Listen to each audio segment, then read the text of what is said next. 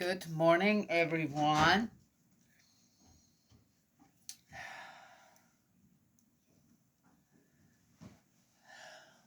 I think a lot. That shouldn't be a surprise to anybody anymore. And I think about the world all the time.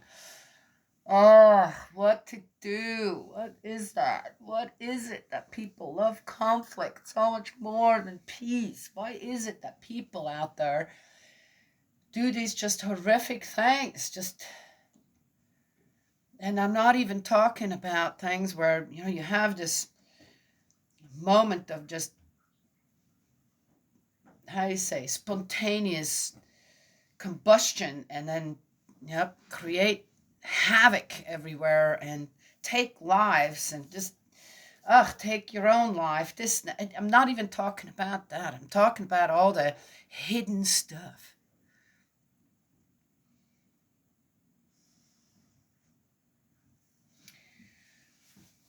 I talk sometimes to someone that I guess I was kind of given some mission per se, you can call it, where I was asked, please, can you just take care of that person? And I try. And it's a good person. It's not a bad person. And the mindset, though, of that person is that you eliminate. Basically, you have the right to take someone out that wants to take you out, for example. Or, right? And yeah, that would be something, right? Yeah. If one would be 100% sure that you're a righteous person and that you're qualified and you have the foundation, this and that, to take out a pedophile, right? Yes? Or a rapist or a murderer, right? It'd be nice, wouldn't it? If we could, all the invisible evil, if we could just eliminate it, right? Yes? Well, in the Old Testament, you will find many times on how, certain people disregard the law of God. You're outlawed, you're killed, you're, yeah, whatever. Yeah.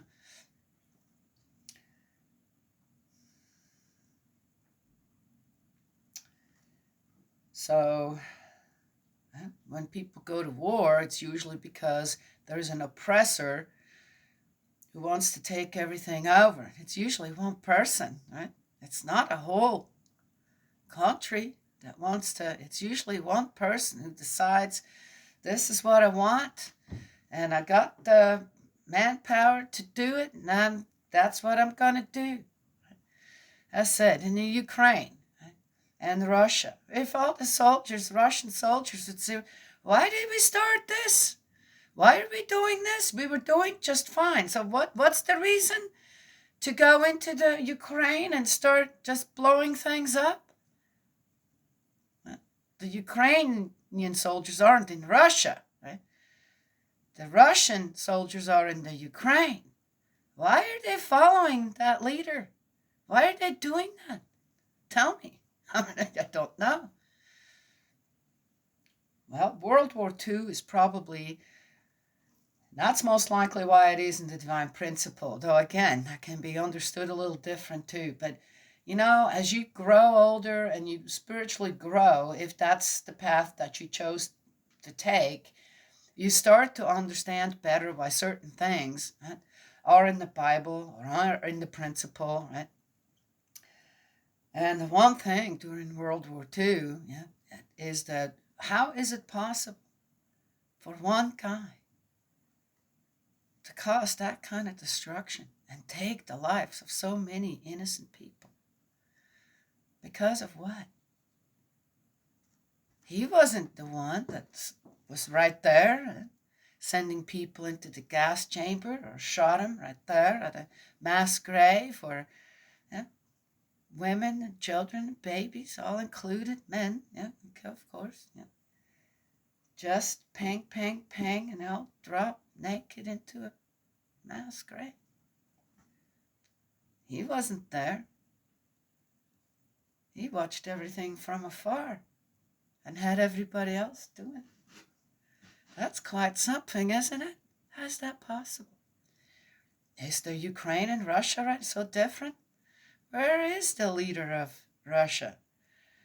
Right there in a tank or somewhere? Or just in an airplane?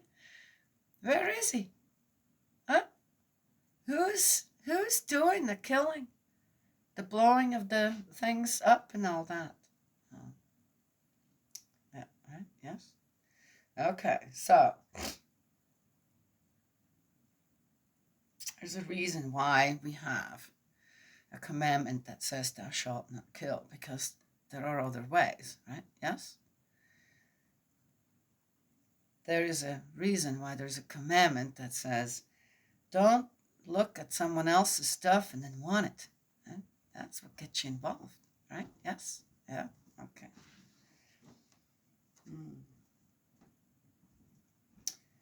Found it interesting that during the riots and all that, that we had a couple of years plus now ago, the main thing that people really went for is destroy stores and then go in and grab whatever they could without paying.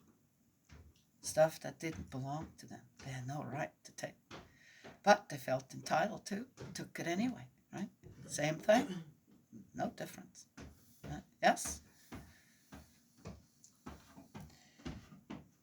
Sometimes it's just items, right? Yeah? Materialistic stuff. Yeah?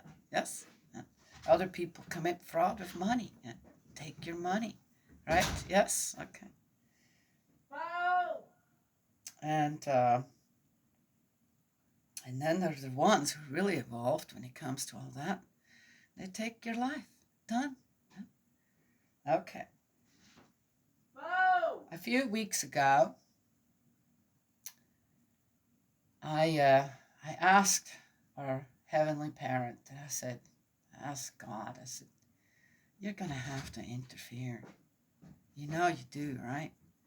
I know freedom of will and freedom of choice that people have, but you need to interfere. Somehow you need to interfere. I don't see how, can't quite see how this is going to work anymore.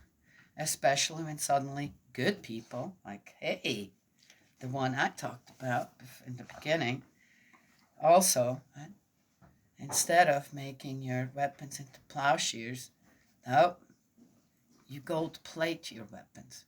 Right? Yes?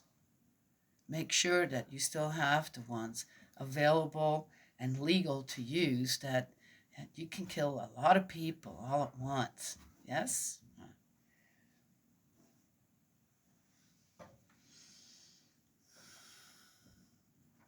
So then, shortly after that, the revivals here in Kentucky started, right?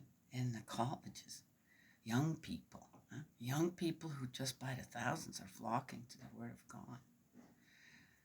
That's, whoa, what happened? Did he? Daniela, you want me to go ahead and feed these dogs? Yeah, go ahead. Just give him the regular today. They'll be fine with that. And it's spreading.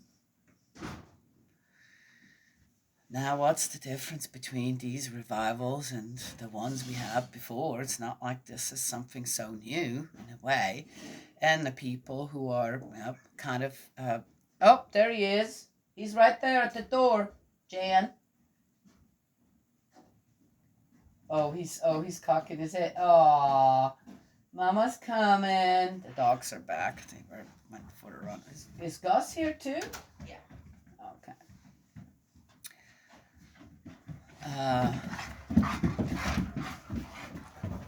Most revivals are organized, right? There's prep that goes beforehand. Supposedly, it is. This one didn't. It just happened, started. And it's spreading among especially young people, right? And what are these revivals about? No? You guys know? Well, if you've never been to one, then go. As far as I know, people don't carry guns with them when they're there, or knives to kill someone. Oh, well, the way things are going in our country right now, who knows? Are they in danger? Well, let's find out. Yeah. Do we want to find out? I'd rather not. It's amazing. It's an amazing thing happening right now. When I think of all that, right? Yes. Okay. All right. I said enough on that, but I have to share that. Let's get going. Let's see what we got in Leviticus 14 today. Saturday. I planted more things yesterday. Oh my gosh, the guys went and got sawdust. Yoo-hoo! 2 truckloads. We're going to be good for at least 2 months past the winter. One doesn't have to worry about having to go out, suddenly be out of sawdust because you didn't have anybody helping you or this or that, and end up in snow and ice or this or that, right? Which makes it dangerous to go do anything.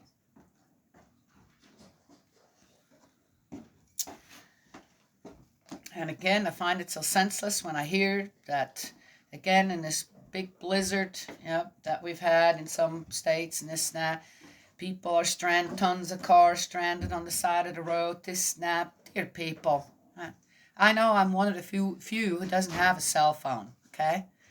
I don't need one, I don't want one. Way behind the times, I guess. And you can't tell me you didn't know this was coming, and why are you out on the road? Well, you can't take off a couple of days and say the world will revolve. Again, that's just not, how about not? No, can't do that. Really? You really think you're going to beat nature? No. Well, anyway. Yeah, it's one of those things. Right? You're not even smart enough, and people aren't smart enough for even things like that. Right? All right. Better not go any further. Purification from contagious skin diseases. So I went and looked up, and mainly the one thing really that they're talking about here that was a big problem at that time was leprosy. And the thing is, leprosy, not every one of those, there's different types of leprosy, some that are contagious and some that are not. Right? Just like bacteria and viruses, some are more contagious than others, some are literally, okay, whatever, okay, same thing. That's supposedly mostly what they dealt with at that time, the skin diseases. So, and they are, they can be pretty devastating. Yahweh spoke to Moses and said, "This is the law to be applied on the day of purification of someone who has suffered from a contagious skin disease. Such a person will be taken to the priest, and the priest will go outside the camp.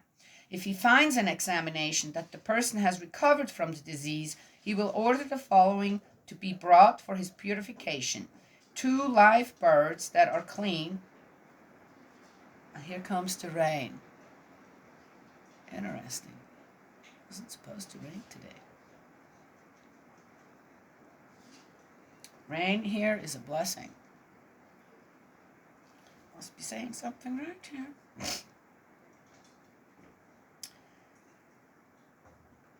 Some cedar wood, scarlet material, and hyssop. He will then order one of the birds to be slaughtered in an earthenware pot over running water. He will then take the live bird, the cedar wood, the scarlet material, and the hyssop, and dip all this, including the live bird, into the blood of the bird slaughtered over running water. He will then sprinkle the person to be purified of the skin disease 7 times, and having declared the person clean, will set the live bird free to fly off into the countryside. That's interesting. The person who is being purified will then wash all clothing, shave off all hair, and wash, and will then be clean. You know what comes to mind when I read this? Why would this be necessary? Another. It's to make sure that everybody knows this person is good now. So they won't be shunned. They won't be still, oh, they never know. Cleared from all disease and this and that. Oh, interesting.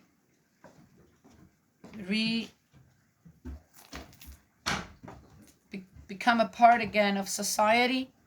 Oh, interesting. Oh, okay. After this, he will return to the camp, although he will remain outside his tent for 7 days. On the 7th day, he will shave off all his hair, head, beard, and eyebrows. He will shave off all his hair. Okay. After washing his clothing and his body, he will be clean. On the 8th day, he will take 2 unblemished lambs, an unblemished ewe, 1-year-old, 3 tenths of wheaten flour mixed with oil for the cereal offering, and 1 log of oil. For having been sick? Wow. Just think people have to do that now. Oh, wait a minute. They do. They have to pay money to get healed, right? Yeah, okay. The priest who is performing the purification will place the person who is being purified with all his offerings at the entrance to the tent of meeting before Yahweh. He will then take one of the lambs and offer it as a sacrifice of reparation. Oh. As also the log of oil. With these he will make the gesture of offering before Yahweh. He will then slaughter the lamb on that spot inside the holy place where the victims for the sacrifice for sin and for the burnt offering are slaughtered. This reparatory offering, like the sacrifice for sin, will revert to the priest. It is especially holy. The priest will then take some blood of the sacrifice and put it on the lobe of the right ear, the thumb of the right hand, and the big toe of the right foot of the person who is being purified.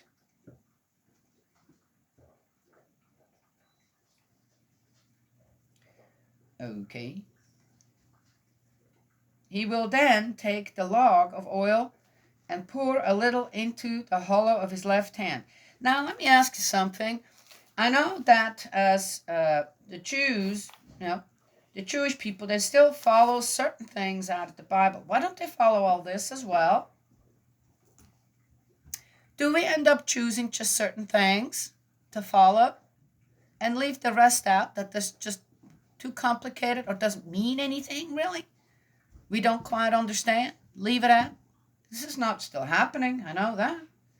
But there are other things, holidays, that are still happening. Very important. This isn't anymore. Why not? I'd like to know. For the Jewish people I'm talking. Huh? I said, people are still practicing the New Testament. He will, He will dip a finger of his right hand into the oil, and who decided which ones are still good to practice and which ones you don't? He will dip a finger of his right hand into the oil in the hollow of his left hand, and sprinkle the oil with his finger 7 times before Yahweh. He will then take some of the oil left in the hollow of his hand and put it on the lobe of the right ear, the thumb of the right hand, and the big toe of the right foot of the person being purified, in addition to the blood of the sacrifice of reparation. Again, this just sounds a lot like, it's almost as if God cares for everyone. So you had this problem, and sure, oh gosh, people can really shun you over certain things, right? Yes? I mean, in today's world, once again, let me take the one example of when a child is born out of wedlock. It's still like, even though, with everything that's going on out there, a child that doesn't have both parents, mom and dad, often gets way more bullied than another child with 2 parents. Yes? Or accused. Oh, they're like that because. Right? Right? Yes?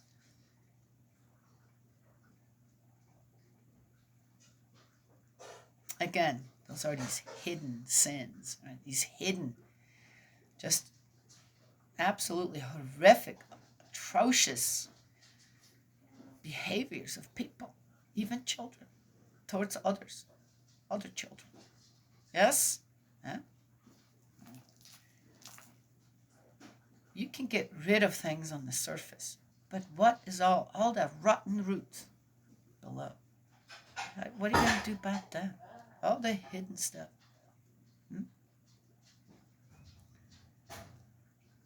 So, it's harming yourself, going out there, start declaring war on evil. It's not going to work. It's not. It will not.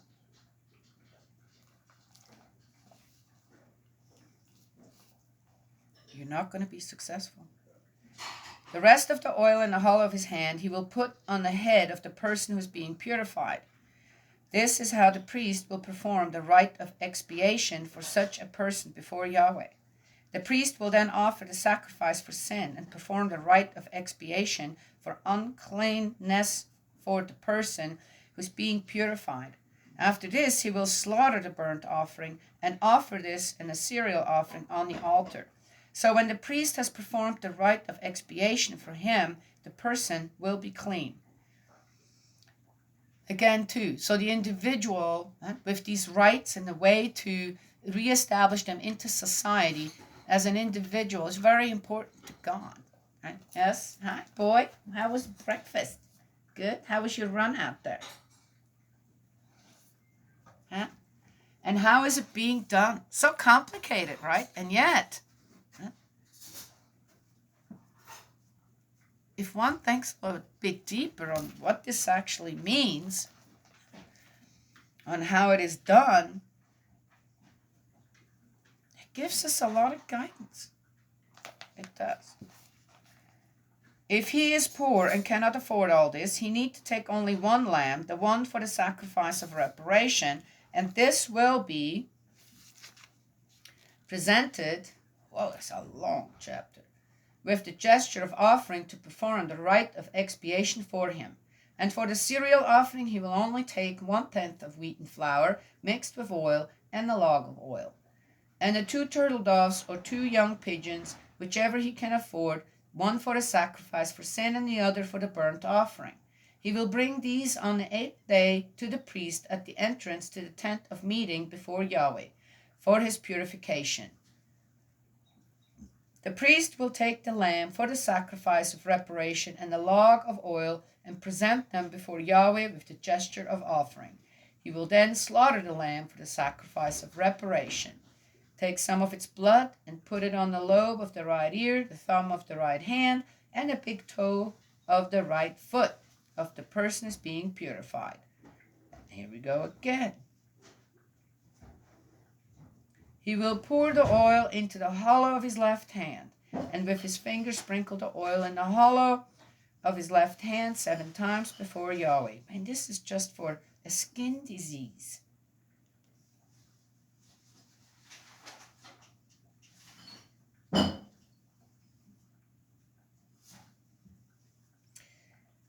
This isn't just about the individual. This has to do with the community as well. I said, how do you keep people from becoming a doggone mob?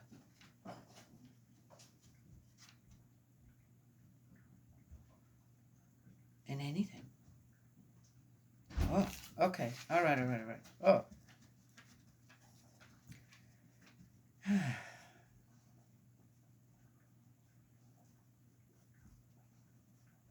The remainder of the oil in the hollow of his hand he will put on the head of the person who is being purified, thus performing the rite of expiation for him before Yahweh. Of the 2 turtle doves or 2 young pigeons, whatever he has been able to afford, he will offer a sacrifice for sin with one, and with the other a burnt offering with a cereal offering. Whatever he has been able to afford. This is how the priest will perform before Yahweh the rite of expiation for the person who is being purified. Such is the law concerning someone with a contagious skin disease who cannot afford the means of purification. Rich and poor.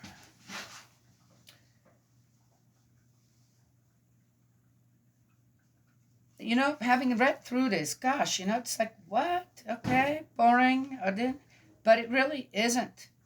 You read through this and you try to understand with the right heart to mind what is going on here. What did I talk about beforehand?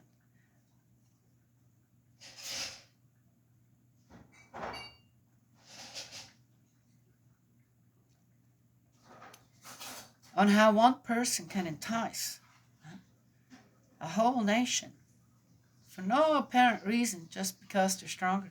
Go into another nation and start shooting and killing and blowing things up. Huh?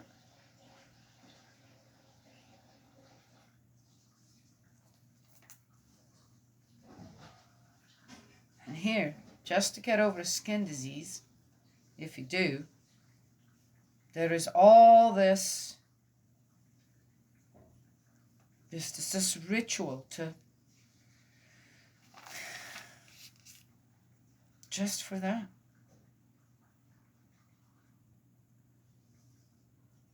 To integrate an individual back into society clean.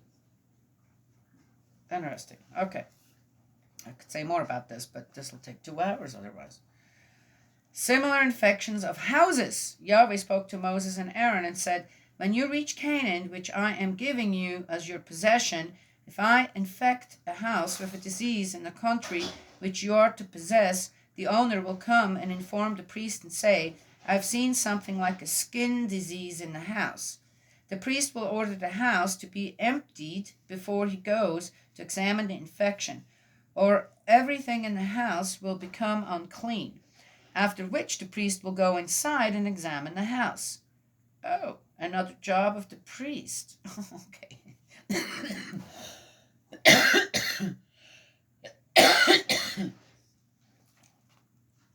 And if, on examination, he finds the walls of the house pitted with reddish or greenish depressions, which appear to be eating away the wall mold, the priest will then go out of the house to the door and shut it up for 7 days.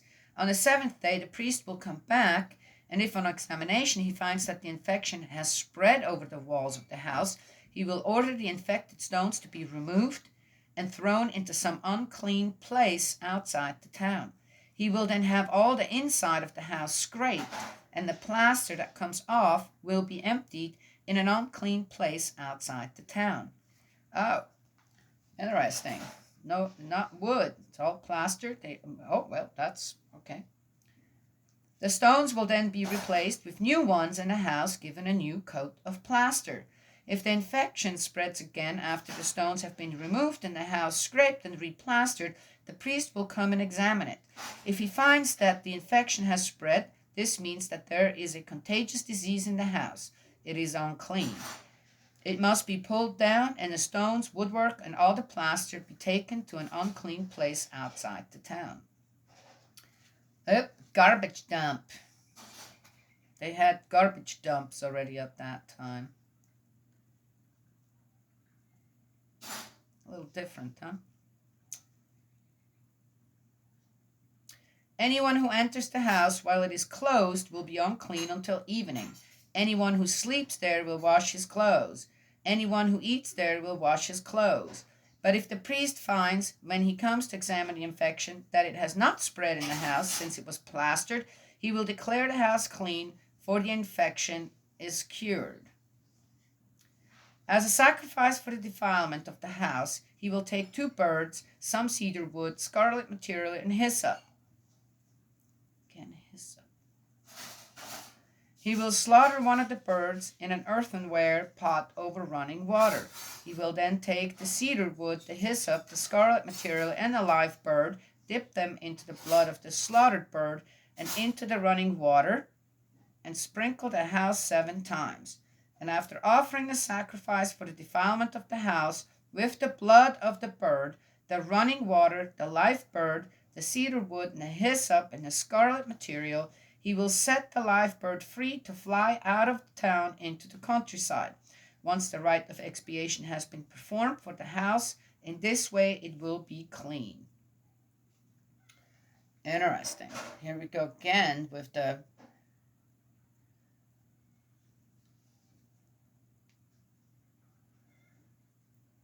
which brings back to again as well acknowledging in the way that again one can understand this one way or another. Then you try to wait in a way on how the principles of creation work, right? If we're not paying careful attention on how we keep ourselves, we keep our surroundings, then what happens? Okay, so then when things are fine again, one gives all thanks, right? Offers thanks, right? To whom? Of course, Yahweh, God, our heavenly parent, right?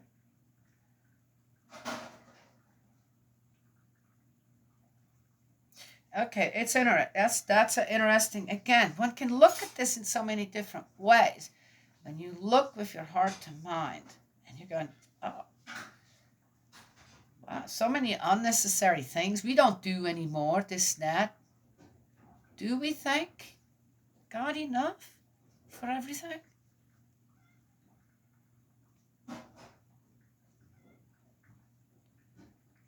Especially then when things have gone well again, when the right treatment, this, that, preserved a life, when say a fire is somewhere, a flood happens, and a house still stands.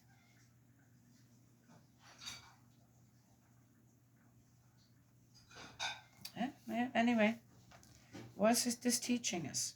Such is the law governing all kinds of skin disease and tinea, diseases of clothing and houses, swellings, scabs, and spots. It defines the occasions when things are unclean. It defines the occasions when things are unclean and when clean. Such is the law on skin diseases. Ooh. Oh, the next one will be interesting. That's it, 14.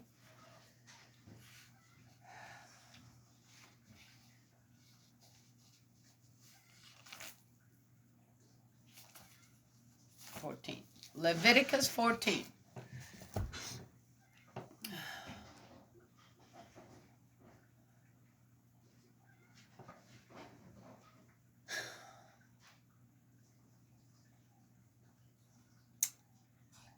I think also that cleanliness, right? Physical cleanliness, this is basically what it's talking about.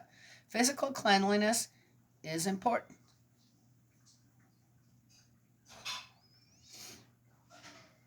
And when I think of it,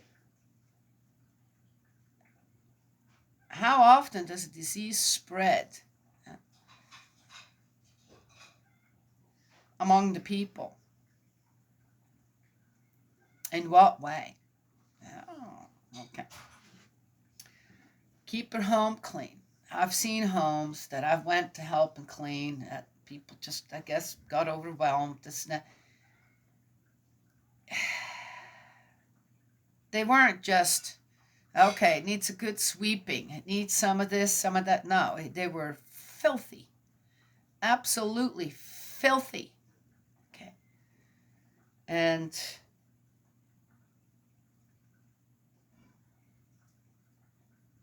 that's one thing about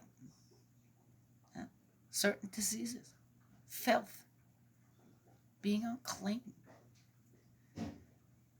Then it's almost as if it isn't just about getting well again. The person has to be taught. Okay, you must have done something. What did you do? Okay, sometimes does it just happen? Maybe. But what did you do? How did you end up in that situation?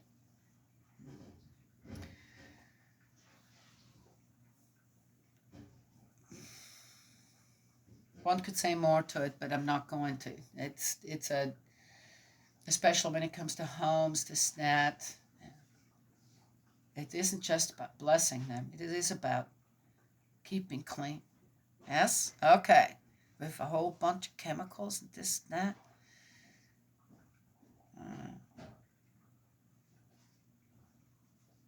I don't think so. But anyway, I'll mention this. There was a post a farrier actually shared a bee that had the dandelions are out. They love dandelions, the bees do. And it was a bee and had already collected a whole bunch of pollen on its legs, but it was dead because the dandelions that bee came in contact with had been sprayed with a herbicide, a, yeah, a weed killer or something.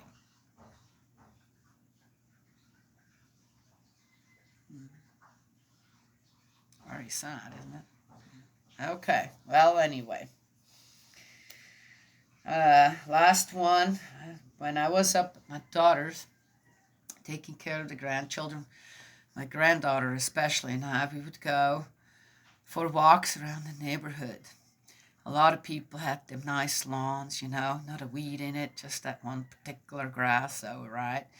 And then there was one house where the grass was taller, it wasn't mowed all the time, and it had all these just different plants in it. And my granddaughter and I loved that lawn just to look. I said, look, that's this, right? And it was such a healthy looking lawn. Okay, you can't call that a lawn, I guess, right? Because it wasn't manicured and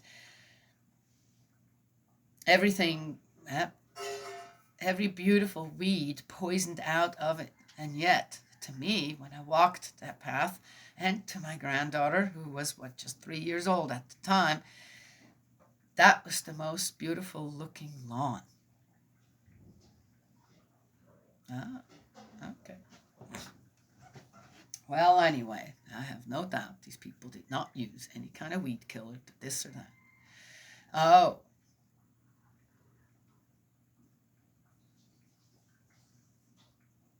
interesting.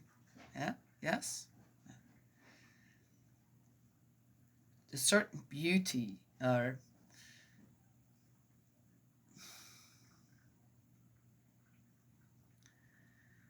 the norm of a lawn that you have at your house in the city requires what?